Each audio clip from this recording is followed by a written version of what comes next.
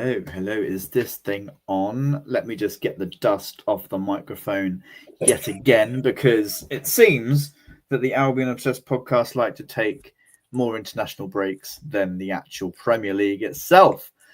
We are back. Hello. Good to see you all. If you are joining us on this live show, please do get involved in the live chat. We've got so much to catch up on. So we will be doing that. We were going to pod after the Crystal Palace game, but a few things happened, which meant that we were unable to. So we're very sorry for that, but we're back now, and we're back ready and raring to talk about lots of festive action coming our way very, very soon. Let's see who we've got on the podcast. We welcome Dagan from the US of A. How are you, sir? Stateside, Seagulls, present. Welcome. I'm great, Joe. How are you? I'm good, mate. I just realized I was using the wrong microphone to start with, so I've just changed my normal microphone. So hopefully that is coming through absolutely fine now. I'm doing all right, mate. Things have been interesting, but you know, we keep moving. Andrew, how are you doing, my friend? Yeah, not too bad, chap. Not too bad at all. Good. Chat, if you want to cast your mind all the way back to a grim afternoon, whenever it was, against Crystal Palace, the most boring Brighton versus Palace game I think that has ever happened. I think I can only think of one highlight from it, which was obviously the Jorginho Rutter overturned VAR. Andrew, you were at Selhurst. First of all, how was the atmosphere? I'm sure it's always a tasty one. How did you find the game? Yeah, to be honest with you, I went up by coach, so it's the first time I've used the Seagulls travel. And that was pretty straightforward, to be honest. They picked us up in a designated location and went up there, no problems whatsoever. And and then obviously after the game you get like a little token anyway, so you can get through the police barrier to be able to go to the coach. But yeah, very straightforward. And nice journey up there, nice journey back. And to be honest with you, despite the rivalry, I think everybody behaved themselves to a point. That's good. I mean, the best part of going to Crystal Palace away is leaving Crystal Palace away. So I'm glad you got out of there safely. And it was very, very nice to see our friends of Blue Coast Strasbourg beating them in the Europa Conference League last night. So thank you very much, Liam Rossinia, for that. Seems like perhaps everyone didn't behave themselves on that occasion. However, looked like madness in France. Exactly that. We know all about madness in France, of course, with our fans traveling over there as well. But we weren't as badly behaved as Crystal Palace were. So shame on you, Crystal Palace. Dagan, it was a boring game, wasn't it? At Selhurst, not much going on, just two teams cancelling each other out. How did you sort of view the game? I thought we were pragmatic in our setup, which I applaud. I thought we had the better of the chances. We didn't convert. 0-0. It's a great result against a Palace team that continues to do well. It's not what we wanted, but I feel like, the margins are small, as I say every week, and you put yourself in position to have some chances. We did that.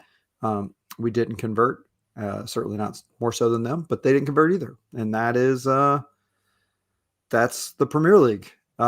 It's a tough league. I know we're going to talk about this weekend, and there are no easy games, certainly not away. And so we take the draw and we move, and we are in 6th place. Hard to be, but so upset, though I know some will feel we should do better every week. We should do better. We should be in the Champions League because we're Brighton, daggone it. But yeah, disappointed we couldn't find a goal, but we defended and didn't concede one either. So I'll take it. Yeah, exactly that. Andrew, how did you view the game? Obviously, rivalry aside, looking at the game itself, was quite sort of, as I say, was rather boring. But I think it was, as I said earlier, just two good teams cancelling each other out to give them some kind of credit. I know that's not a done thing to do on a Brighton podcast, but yeah, how did you view it from the stands? Watching it live, I think a 0-0 result was a fair result, to be honest. I think there was an awful lot of neither side wanted to lose that game. There were chances on both sides. Keeping a clean sheet was a very important part of this game, and not to allow the other, not to concede, not to but to get a clean sheet out of it was very important. And I think both sides were, in the end, I think you get halfway through the game, you look at it, well, okay, the chances are there, they're cutting each other out, and just having that 0-0 draw written all over it, fair result. Take it. Yeah. I think, Dagan, it was really important as well for us to get another clean sheet. We got our first clean sheet of the season, in the Premier League at least, against Leeds United the week prior, and then to follow that up again was good confidence booster for BART and the two central defenders, wasn't it? Yeah, I think the center back duo has done well. We changed things up. I know we'll talk about in the Brentford match. But yeah, our primary center back duo has done well. Bart's done well. And, keeping cleans builds confidence in everybody. And, you don't get any more points for a 0-0 draw than you get for a 1-1 draw. But you hope down the road, it helps you be solid. It helps you get more results. And yeah, BART is improving. I think that's something worth noting, right? We had one of the youngest keepers in the Premier League, and he did not put up sparkling numbers last year, but he's starting to improve. He's not at the top, but he's not at the bottom anymore. And he is the Netherlands #1 for 2 years for a reason. And I think we're going to continue to see it.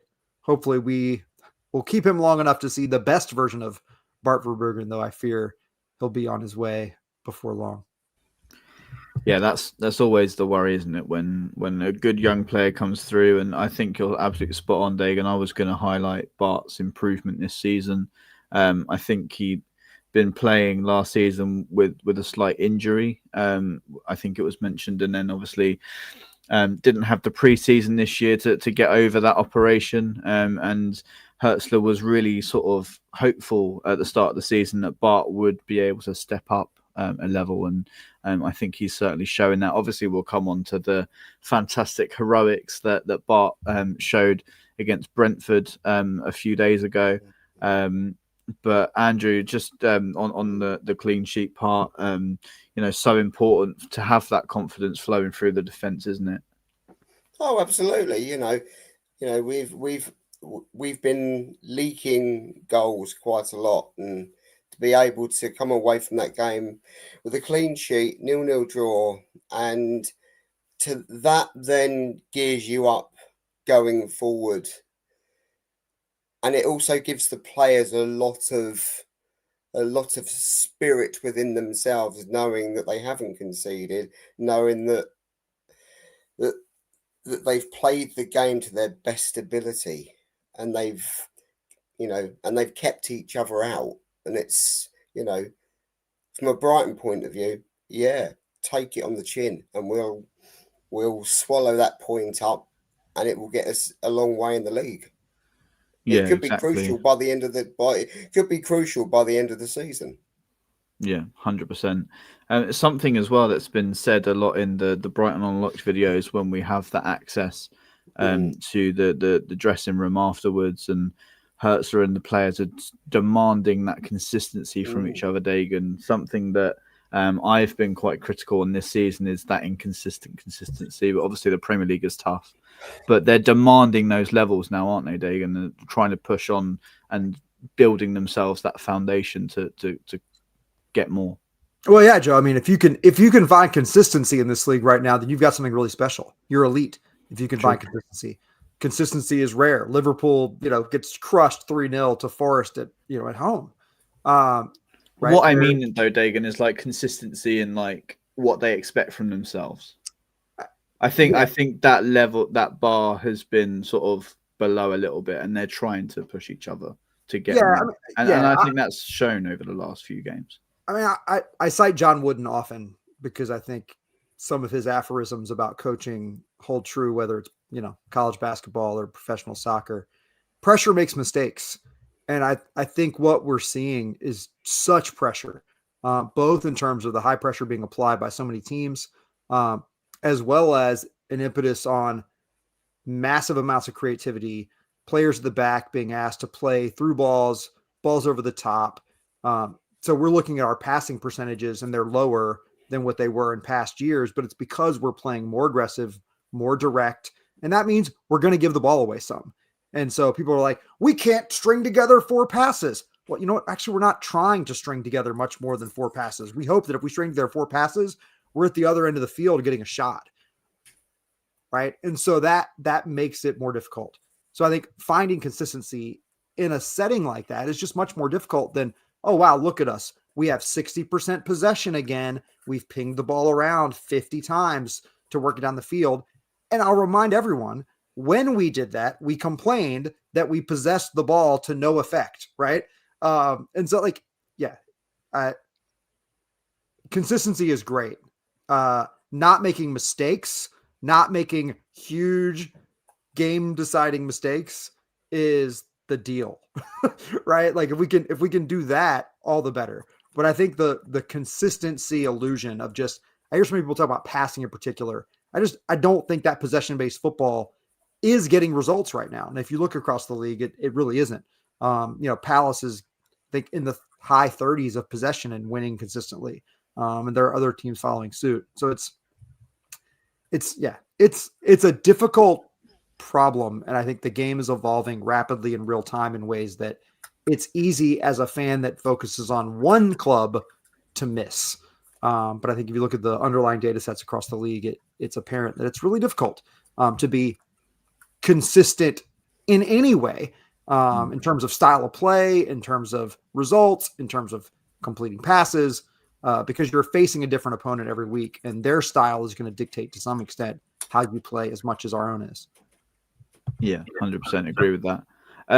Andrew, the noise this season from the Albion fans has been, I would say, from how I've viewed it, on the more negative side. It hasn't been totally negative.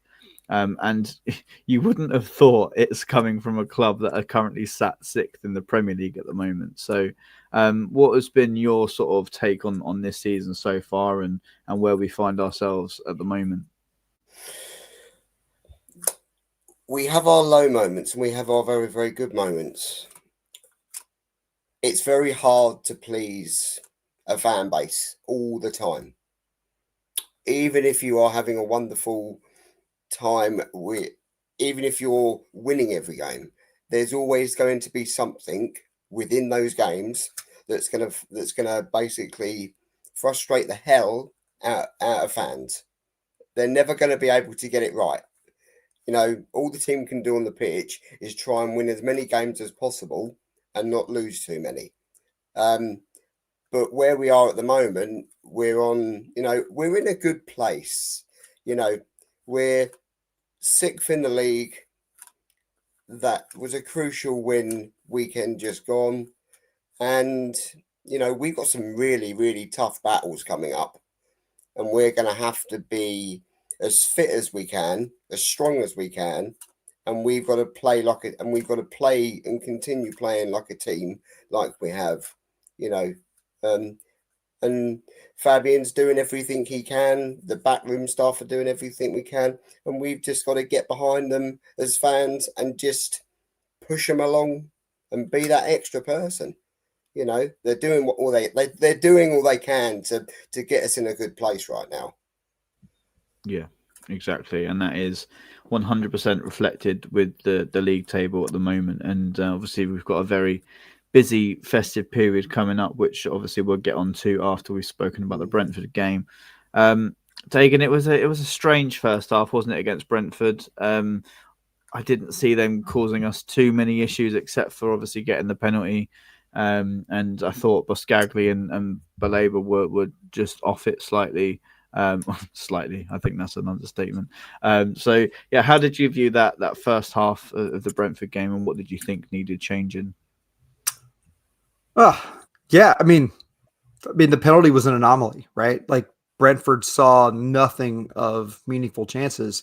So I thought, again, it was a show of really, really disciplined, astounding defense with one momentary lapse by Baleba making a mess of things. And really a situation that didn't warrant a sliding challenge. The contact was minimal. He was unlucky. Both of our penalties were said to be unlucky. I think that's a fair characterization. But yeah, I thought we were really, really solid. They had, I think, 0.0 XG from open play in the first half. So it's hard to be but so disappointed with our results. We didn't have a huge amount, but we were approaching, I think, a full goal of XG with our chances. And, again, it's not a math problem, but it is. Typically, the math bears out. I know there's certainly plenty of Graham Potter examples where Brighton dominates XG and loses the match. But this was one where we gave ourselves the best of the chances. And it did seem over time, as it usually does, to go our way in a situation like that, despite giving up another penalty later, which I'm sure we'll talk about. But yeah. I didn't think a ton needed to change. We just needed to find the back of the net. Yeah, exactly. And some of the changes that did happen at halftime, Andrew, were that Carlos Baleba and Olivier Buscagli came off. Obviously, it was a long-awaited Premier League debut for Olivier Buscagli, and I think possibly the wrong opponent, and getting that yellow card early, I don't think helped him sort of settle into the game. But what have you made of Buscagli so far this season? Obviously, we've not seen much of him at all. He's been quoted to say that he's not overly happy with the game time he's getting at Brighton. So that's interesting to see what happened in January with him. But did you feel like it was a needed change to get Dunkey on, Andrew? You're muted, Andrew. That might help. Yeah, I know. But yeah, come on, he's not had much game time. But then that shouldn't stop him from performing his best, and he hasn't done that. And I think he might be struggling for game time, but he's also got to realise that you have got a lot in that team that can do just as good a job as he can. And thing is, you get to half time and you're 1-0 down, and, if you're not doing what you're supposed to be doing and you get a yellow card for really, really something so silly as well, you're going to get taken off because Fabian can't afford to risk you getting a red card in the second half. He can't afford to risk that. And then, it's just, and that's why he's brought the very experienced Dunk on to shore up the defence alongside Van Heck. And that did make a massive difference. You could see the difference in the game straight away. And, and then eventually we got back into it. So, yeah, it's just the way it is. And he has to take it on the chin. And if he gets the opportunity again, he has to take it with both hands and do better. Yeah, I think you're spot on, Andrew. Like, the competition for places is really difficult, especially in that area when you've got Lewis Dunk ready and waiting on the bench. I'm not overly sure as to why Dunkey didn't start the game. But you're absolutely spot on. You have to be ready to take your chance, and I just felt like he was completely off it. I felt like he was really good against Arsenal, so it just confused me a little bit. As I think that's why in my opinion, it might have been the wrong opponent for him. Yeah. Dagan, what did you make of Olivier Buscagli's matchup with Igor? Yeah, I mean, I think he was pressing, as anyone who's in a debut and who feels like I need to really impress here. I think he was as advertised. He's aggressive with his passing. He looks to play diagonals. He looks to play the ball over the top. He looks to thread things through the lines. It didn't all work in this match, but he's a very front-footed center back.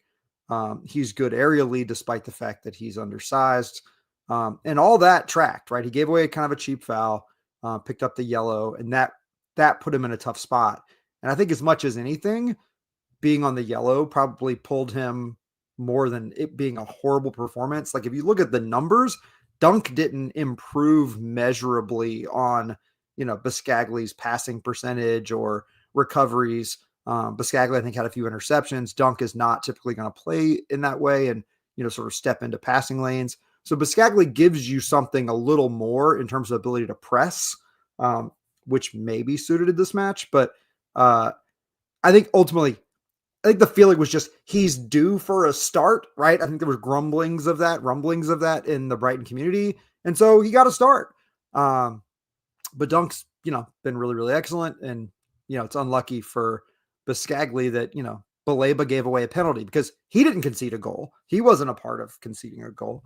I have to watch back on that penalty. Was Biscagli out of position because it was in the space behind where he would have been. So I don't remember the sequence exactly and what led to the penalty. But to both your points, Andrew and Joe, I mean, the Dunk has been really solid. We're now at least 5 halves of no goals allowed with Dunky out there. So it's hard to imagine we would come out with a different group than Dunk and Van Hecke at center back this week. Yeah. It's led me to again question as to why our fan base has been trying to write Lewis Dunk off. I've always been very, very careful in where I stand with that because obviously he's our captain. He's been with us. I think it's a good chance or opportunity to talk about his 500 appearances for the club now. So I think he's earned that sort of patience, and I think he's proven that you can't write Lewis Dunk off. Every time that it looks like something's going to go wrong, he finds another way to improve his game or to change something to give himself the advantage. So Andrew, as somebody that's watched Dunky from with Dean to here, what have you made of his rise and just the stature of the man at this football club now? I don't think many could have predicted that it would have gone this way, but it has, and it's been incredible to watch. So what have you made of it? I think for him, he's every time you watch him come out and train, every time you watch him come out and get ready for a game, and he acknowledges the fans as well, and he gives everything. Each game you can see he gives as much as he can, and I just, he's been with the club a long time, and for him to be our captain, every single fan should be supporting him left, right, and centre. I think if he wasn't there, I think the team would be completely different again, and I think he would be a big loss if he was to ever leave the club. He's very family orientated. He loves this club to bits. You can see that with the behind the scenes stuff. You can see that with the stuff on the pitch he does. And he does make some crucial challenges at the right times. And he does, he actually does make an incredible pass that can lead to an incredible moment. And it's happened quite a few times. Exactly that. Like I was watching the We're on Our Way documentary again the other day, just because nostalgia, and I love watching that season because it was one of the greatest I've ever experienced. And even from then, how much he's matured and how much he's grown in stature, in maturity. Obviously, there's the odd the Lewis Dunk moment of calling Anthony Taylor a bald something or other that's got him sent off and stuff like that. But that's why we love Lewis Dunk. He wears his heart on his sleeve, and he's grown into just the greatest leader. And I don't think, as you say, Andrew, people should be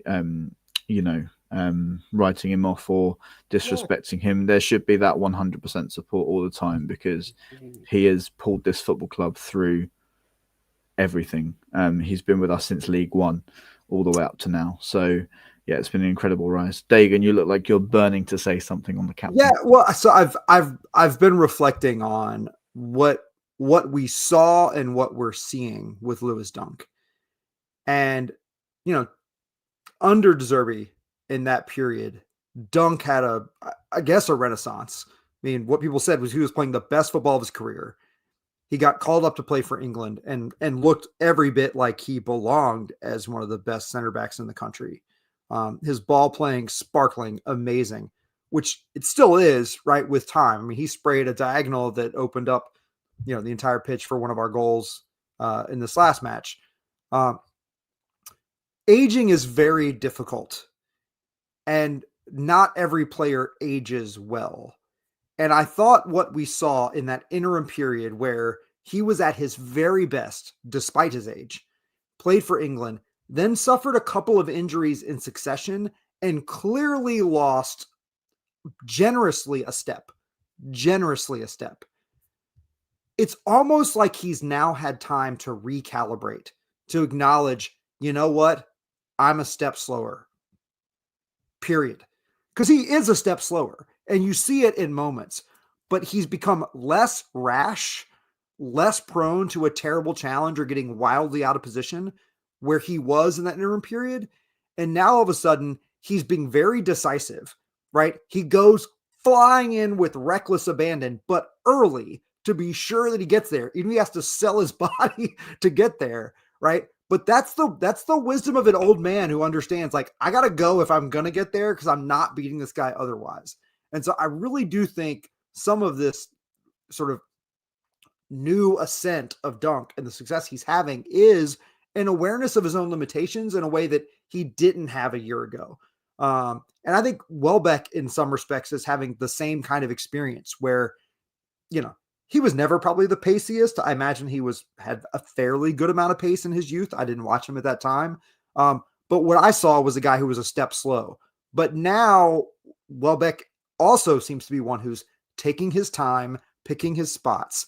And if you can figure that out as an older athlete, right, your value is retained. But when you try to be the same player you were, that rarely works because you just aren't that anymore. And I think Dunk, as sad as it is, he's not the guy we saw 2 years ago. But if he uses his brain, right, and doesn't try to be that guy and tries to be excellent at the guy he physically is capable of being now, the results are really, really good. And it can make up for the lapse of physicality and speed that is just apparent and is a reality of aging. But that's when I was trying to put my mind around, like, what are we seeing and how has he gotten so much better all of a sudden from where it seemed like this massive drop off? I think both things are true. I think he did have a massive drop off, and I think we've seen an ascendance.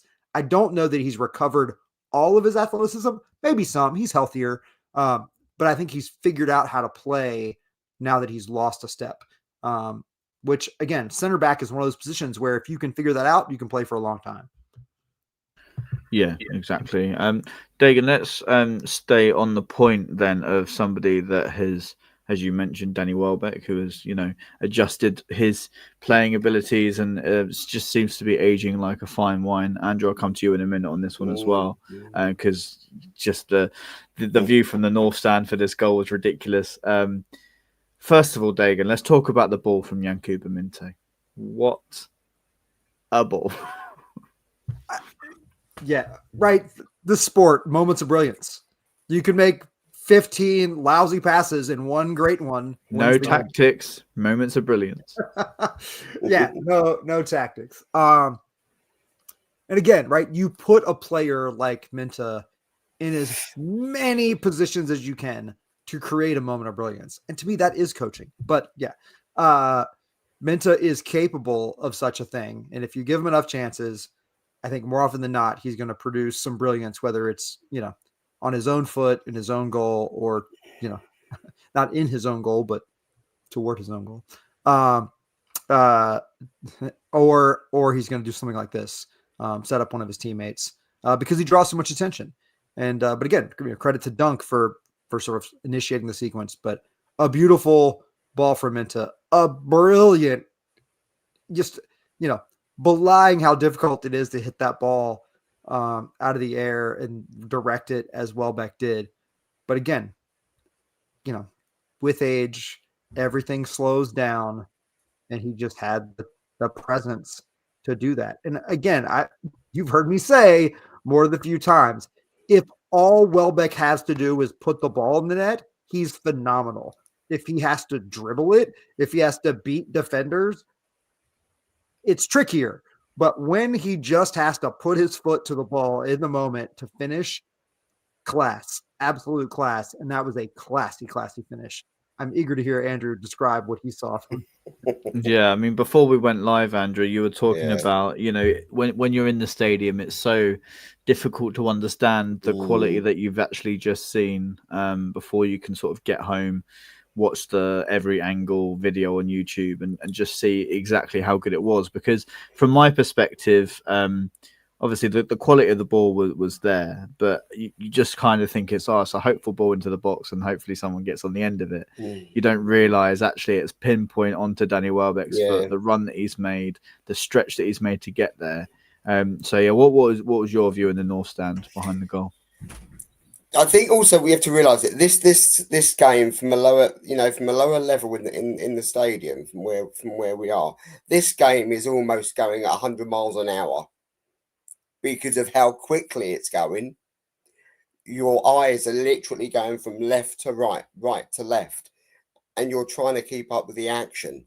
Now, you don't realise that ball that's just been played over the top to Minta has gone straight to him. He's taken it down with his chest, little bit of ball trickery with his feet.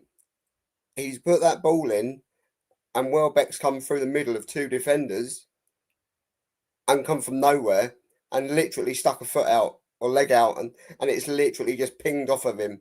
It's so on the mark, and it happened so quickly. It's in the back of the net before you know it, and the keeper's just looking as if to say, has that just gone past me? Because it was that spot on and it was so quickly done. And that you look back at it and you think that was so neat. And that broke the defense big time. And it was so neat in how it was created. Yeah, exactly that. Just like the technique from Danny Welbeck there to know where to get his foot, exactly where to place it onto the ball. Like that always blows my mind of how intelligent footballers are to think in that split second and to have that instinct. Obviously, it comes down to the hours and hours and hours and hours worth of training that they do. But it's just split second stuff that can just change a game on its head. Yeah. And talking of changing a game on its head, Dagan, I forgot your name then. I'm very sorry.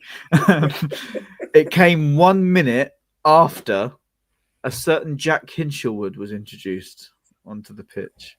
1 minute. What a return for Jack, first of all. I thought he was excellent when he came on. We'll get to his goal in a minute. But yeah, what an impact. Yeah. Some people just have a quality to them that makes things happen. And Hinchelwood just seems to be such a guy. It's Cinderella story, local lad, all the things that you would want to be just a dream scenario. And here it is again, pivotal moment, back against the wall, and on comes Jack Hinchelwood after a hiatus, and our fortunes change. And how many times already in his young career has he come through with a big moment in a big moment to change Brighton's fortunes. Yeah, I mean, I think, several weeks ago, I think I tweeted, how much we've been missing the guy and how he really felt like the heir apparent to Pascal Gross in terms of just being that utility player who was like, I don't know where we put him, but we sure better put him somewhere because we're better by virtue of having Jack Hinchelwood in the side. And again, he proves that true. So yeah, huge fan of our new number 13. Yeah. What a what a sequence. Yeah, what a substitution. And Herzog looks very, very smart yet again with his substitutions. Yeah, exactly that. Who would have thought it? Fabian Hertzler is capable Premier League coach, but that's none of my business. Let's talk about the goal, Andrew. I think it came from a shot of Yankuba Minte, and then it sort of bounced. Was it Minte that had the shot? And it came back to Jack. It initially came from Jack himself. I think the ball went. I think he put the ball over to Minter. Minter's then done a little bit of trickery like he does, trying to get around the defenders. Minter has then taken the shot it's rebounded back out of the box, and Jack's then done what I would call a scuff, and it's come off of his ankle because it's the way he's hit it, and it's just literally bounced into the goal. Yeah. Completely wrong footing the keeper, but it was just another classic Hinchelwood goal, isn't it? Let's see what we can do with the ball. I've only been on the pitch for a few minutes. Let's see if we can, It's crazy, isn't it, that we're already, as you say, Dagan, in his young career, already talking about classic Hinchelwood moments. And it's just like a massive credit to the guy. He came through a couple of seasons ago, first debut on De Zerbi, and it's just been a phenomenon.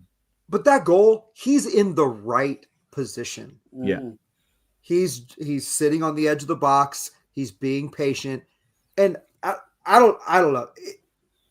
You see a lot of those types of shots go in the back of the net where guys just ground them to create sort of a weird, funky, spin and bounce. And he put it right where he had to. It didn't look like an accident, but it certainly wasn't an accident that he was in that position.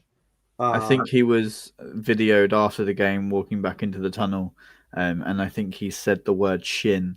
I think it came off his shin. But you're spot on, Dig. It really didn't look like a mistake. It looked like he absolutely meant to just hit it in that exact way. Yeah. The keeper was like into the ground. Yeah. Like, what's just happened? Incredible moment for him. The keeper had a great look. Like, I think there were a lot of bodies in the way. Yeah, to keep that's people true. From getting a good look. I mean, but again, you've got to hit it. You've got to put it on frame. I mean, how many way easier chances than that do we see where guys sky it over the goal? It's nowhere close, right? And he put it on frame, and sometimes it goes in the back of the net. But yeah, the presence of mind to be in the right spot. And again, he came on at the 70th minute and finds his way into being involved in, both of the goals. It's just that incredible. He's put the pass to Minter in the first place from the other side of the pitch. And then he's literally gone down the middle. He's saying to Minter, play it into me. I'm free. Come on, bring it over. And at that moment, it deflects. And of course, it catches him on his shin and it goes in the back of the net. And it's just, and the loveliest thing I liked about it is when he went over to the bench and they were all hugging him and just joyfulness because it's, a return of a player they've been waiting for. I love that you mentioned that because you know who he ran to first? Crofty. Right? Yeah, Crofty. Was it Crofty? Yeah. Right. He runs to Crofty, who's the acting manager. But this is a guy who's grown up at the club. And I'm not there. Look, I'm not a Brightonian. But I get chills. And it's you are now. It's part of why I love the club so much is that this is a small thing that's become big. right, in the best ways and built by someone who loves it and believes in it. And it warms my heart from over here where every sports team is a, major corporate machine that's just a particle of the league itself, right? These for a franchise model. Brighton is something altogether different. And it just, it warms my heart. And then I watch a guy who's literally grown up in the club. He's not a draft pick. He wasn't picked at age 18. He's been there since he was a kid. It's amazing. Every age group. Yeah, to see that fondness, right, for a coach that he's literally grown up with, because Crofty's been there forever too, right? Crofty's been with us as a coach since, a long time. I don't know exactly when, but he must have known Jack Hinshelwood when he was about 10 years old. Yeah. So it's absolutely insane to think he was under 21 coach, wasn't he, as well? He was, yeah. Yeah, and when De Zerbi came in, he then came in as one of the coaching staff on De Zerbi's coaching team, and from that point, he's just got better and better. Yeah, exactly that. I think talking about Crofty as a side, I think he's got a big future ahead of him as a manager. I love the way he comes across. There was a lovely video on the Brighton Unlocked of him giving a speech after the game. I love Jonas. I think his passion and his enthusiasm is just such a great balance of what we get from Hertzler, I think. And I think that they're just such a good team. So I think we're very, very lucky to have the coaching team we have. So don't go writing them off just yet, people. Thank you very much. No, I think we're in a position at the moment where Fabian and the coaching team, even though we don't see it, they are working day in, day out to make sure this squad is as fit and as ready as they can possibly be for every single game they play. Yeah. And if it doesn't work, they try and change it halfway through the game to make it work. And it's down to the players that are on the pitch to create those special moments. And we seem to have quite a few of them happening. And let's hope that continues. But our fan base, by the way, on every home game is brilliant. They're right behind this team, and our fan base on our away games, I don't think I've ever seen so many passionate away fans go to all of these games. Whether there's 2,500, 3,000, they are always there, rain or shine. Yeah, exactly that. So I think that was a lovely little moment of recognizing just how special this football club is. And I've got another little bit for us a little bit later on, which is might make me cry, but we'll see. Anyway, let's talk about the moment then. It looked as though we were sort of half cruising. I was a little bit worried. And then Maxim de Kuiper-Dagen decides to hug somebody in the penalty area and give away a penalty. The second penalty of the game, as we've recognised already. In all honesty, I had resigned myself to 2-2. I had completely resigned myself to 2-2. What were you thinking, Dagen, at that moment? We're due. BART is due. He's due to stop one of these. And especially in a match where one has already been made. It just, I keep hope in my heart all the time, and this time the hope was well founded. I was not able to watch this game live because Kennedy had a game, so I'm watching it on my phone and not even fully realizing what's going on. But was really happy with the result. I mean, Bart's had a couple of great games.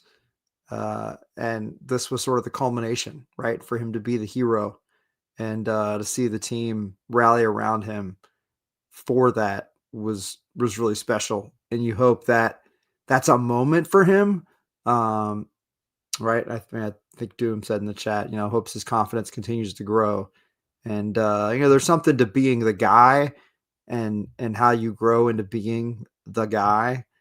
And it'll be interesting to see if this is sort of that moment. He's always had a really great vocal presence, And I'm interested to hear this weekend. I will be listening on the broadcast to see if his voice is just a little louder, a little more demonstrative. Jordan Pickford is insufferable to watch. And he's, always irate at any mistake, but he commands his squad in a way that, you have to sort of take notice of. I'm curious to see. BART seems like he has that in him a little bit. And I'm curious to see if he now feels like, I've kind of been the player of the match here, 2 or 3 matches running. Let's keep that going. And I'm a wall because his reflex saves are great. They always have been. His, ability to splay a leg out at the last moment. I mean, we've seen it with Netherlands and we're starting to see it with us. So it's fun. It's fun to watch the evolution of this young guy. I mean, he's still a young man. Maybe one of the very best in the league. Yeah, exactly that. I mean, I had a bit of a moment at the game. I was, for reasons that I won't go into, I've had probably some of the worst weeks that I've had in my time on Earth.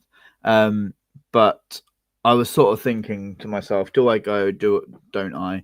I'm glad I did, obviously, for what happened. It was an incredible end. But when we gave away that penalty, I was thinking to myself, so this is how my weekends. Okay, fine. Whatever. Resign myself to 2-2. And I cannot lie to you guys. When I saw through the sea of players that Bart Verbruggen had claimed that football in his grasp, I had a little cry in the stand. I did.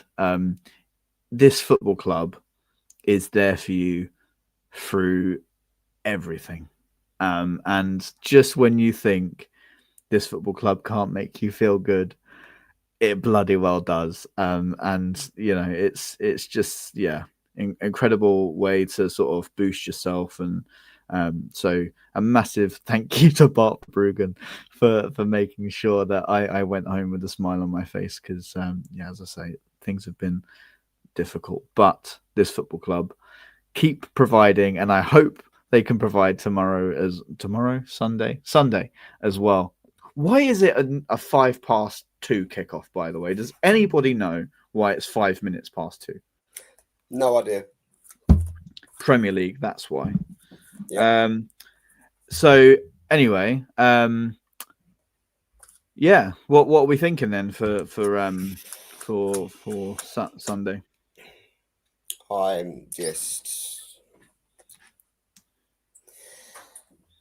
I'm hoping for a massive win. I'm hoping for 3 points in the bag.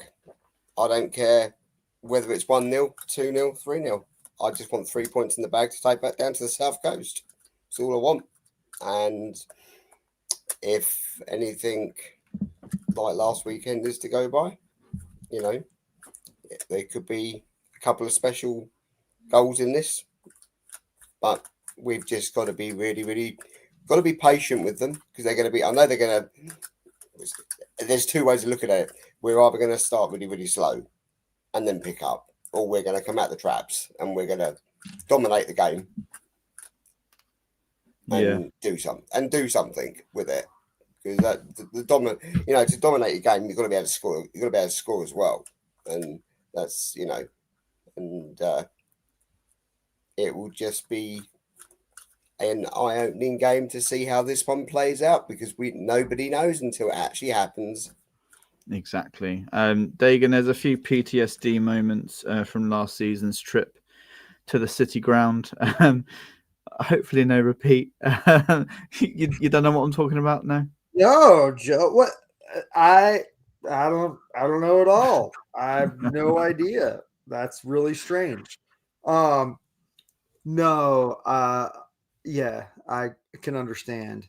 I'm also going to point out that Forest just beat Liverpool away 3-0. They had 26% of the ball.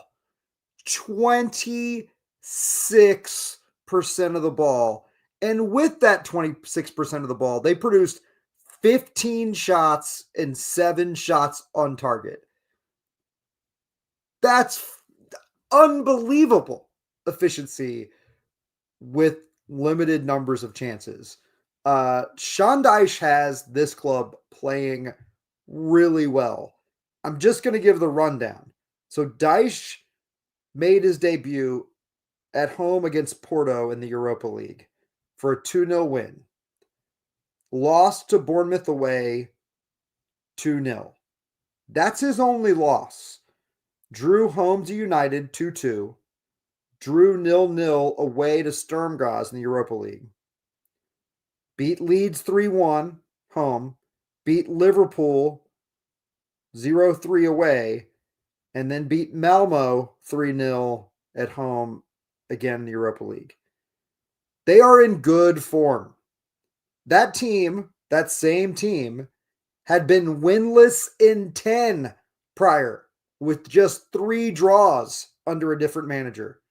Sean Dyche is tough, and he has proven tough for Brighton historically. I would love for a win. I would love a win would be massive for us right now in the table. Massive, undeniably. I'm wrestling with the fact that I feel in my heart of hearts right now, if you offered me a draw going into tomorrow, I think I would take it, which is terrible. Like Forest is 16th. That shouldn't be the case, but Forest has been so tough for us, especially away. Dyche has been so tough for us in general. I just feel like I wouldn't bite your hand off for a draw, but I would begrudgingly accept a draw and not be disappointed, I think is where I sit. Do I think we could win 1-0? I do. I think we could win 1-0 tomorrow. And I would be thrilled to win 1-0 tomorrow because I fear it may be a 1-1 type game. I hope it's not I want it to be a 0-0 win, not a 1-0 loss. Yeah, I have a certain amount of angst going into tomorrow, perhaps because of last season. Forest is tough at home. Dyche is tough. Gibbs White, it sounds like, may be back. They are missing a fair few players. But yeah, it's just hard to be excited about it. I keep saying tomorrow. It's 2 days from now. But yeah, if we get 3 points from this one, given our home form, all of a sudden we're in a really, really exciting spot. So I'm trying not to look past this and think, yeah, we're going to get 3 points because I just realize we may not. 3 points, tough right now. But the thing is, Dagan, when you look at winning at home and drawing away, that gets you success in this league, and would achieve us something special. So I can see your mentality with it, and I too would probably accept a draw, just because as well it's being played on my birthday, so I don't want us to lose on my birthday. So please, Brighton and Hove Albion, just for my birthday alone, not for any other reason, get 3 points, please, because I am going to be 30. So win 3-0. Do it. Just do it. Andrew, can I push you for a score prediction, please? Actually, before I ask for a score prediction, cast our minds back to Brentford. Who would be your man of the match? Oh, now you're asking. That's a big, big question. There's so many players that could be man of the match. I'm gonna go for. I think I might go for Jag, to be honest, because coming back from injury, he's scored the winner, and that's a big, that's a big thing to ask to go and, I'm sure the bench would have basically said, go and do what you can do and see what happens, and yeah, so I'm gonna score prediction was I'm gonna go 2-0. I think I'm gonna go 2-0, and I'm gonna be positive about it. I've been told off in the past for being negative, so I'm gonna go really, really positive with this one, and I think we're gonna give them a real battle. There we go. We will take that, Andrew, all day long. Dagan, a man in a match for Brentford, and a score prediction for Sunday, please. I'll go man of the match 2 matches running for BART Verbruggen. looking back to Palace as well. But yeah, I would add Yankuba Minta and Jack Hinchelwood to my podium if I were using the podium method for the last match. You save a penalty, after the 90th minute, you get man of the match if you're sealing a win. But no, I think Edge's point, Jack's a hero in his own right, and Minta was excellent all game. And those guys put us in position to win. But yeah, it's Bart for me. Bart's the man of the moment. And if he keeps another clean tomorrow, that would be huge. I'm gonna say that he just misses it, and it's 1-1 and a draw. Boo! Not on my birthday, Dagan. Not I don't on like my it. birthday. I don't like it, but that's what I feel in my heart of hearts. I'm hoping it's better, and I'm hoping Andrew's right in that 2-0 holds. That's fair enough. But he said 2-0, so I can't say it. You don't want to be a copycat. I mean, for me, if I talk about a player, obviously Bart Verbruggen and Jack are two very, very good choices. I want to talk about Yasin Ayari. I feel like he's gone massively under the radar this season of being our best midfielder, and he has been excellent. So I will highlight our young Swede. As for a score prediction, I think I'm going to go even more positive than Andrew because I'm going to be 30 on Sunday for a 3-0 win. Yeah, we'll take it. Did you say 3-0 win for Brighton? Yeah, because I'm going to be 30. Gracious, you're going to be 30. Okay, you're doing numerology at this point. Exactly. Okay. I hope you're right. I hope one of you is right. I'd be elated. Yeah. It's just pure hope more than anything. Oh boy, I think Tom has a phrase in response to that I see in the chat all the time, Joe. What's that? It's the hope that kills you. That's true. It's a very British thing to be thinking about. Just want to extend our love to Tom as well, because his kiddo has got a little bit of an injury, and we hope Bjorn gets well soon. So please send all of the love and support to Tom at this time. Another few bits of housekeeping. Me and Andrew, we were going to travel up to Leeds for the Football Content Awards for reasons beyond our control. That was something we were unable to do. Unfortunately, we didn't come in the top 3. But I just want to extend my gratitude to the people that put us forward for a nomination and took the time out of their day to vote for us to be a Football Content Award nominee and to get into the finals is something I never, ever, ever thought would happen for this podcast. This is something we do for fun. This is something we do to chat and bring you guys content and create a community. What is that emoji? Goodness me, Vicky. Is that dabbing? I think that might be a dab. Vicky, enough of the dabbing. Thank you very much. Vicky is currently sat next to Andrew, by the way. That's what's going on here.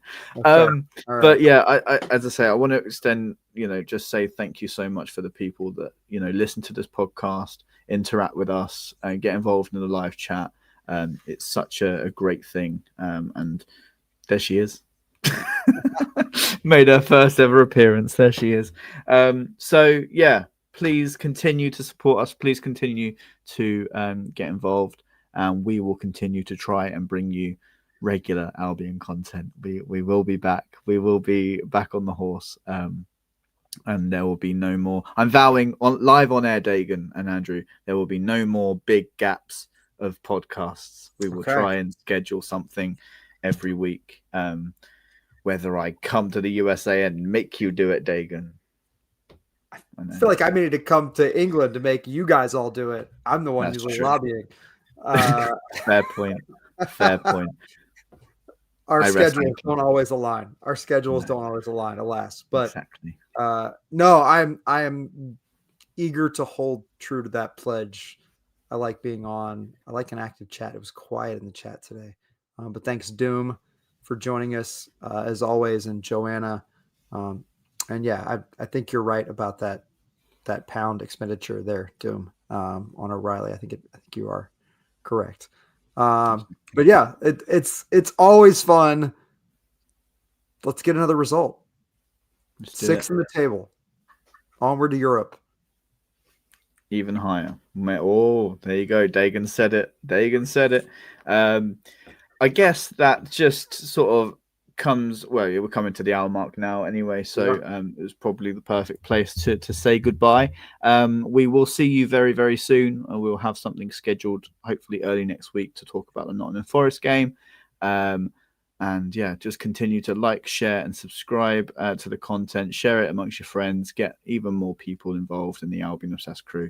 We very, very much appreciate it. So remains for me to say is a big thank you to Dagan, a big thank you to Andrew, and a big thank you to me, because me, yeah, thank you. Way to go, Joe. Thank you very much. As I say, 30 on Sunday, so send me lots of cards. Unbelievable. Crazy, I know. Am I getting the wrinkles? Hey man, slow down. Real talk over here. That's a strange comment. Anyway, okay, we're going to sign off now. So wherever you may be, whenever you may be, we will see you next time. Have a good one. Cheers. Cheers.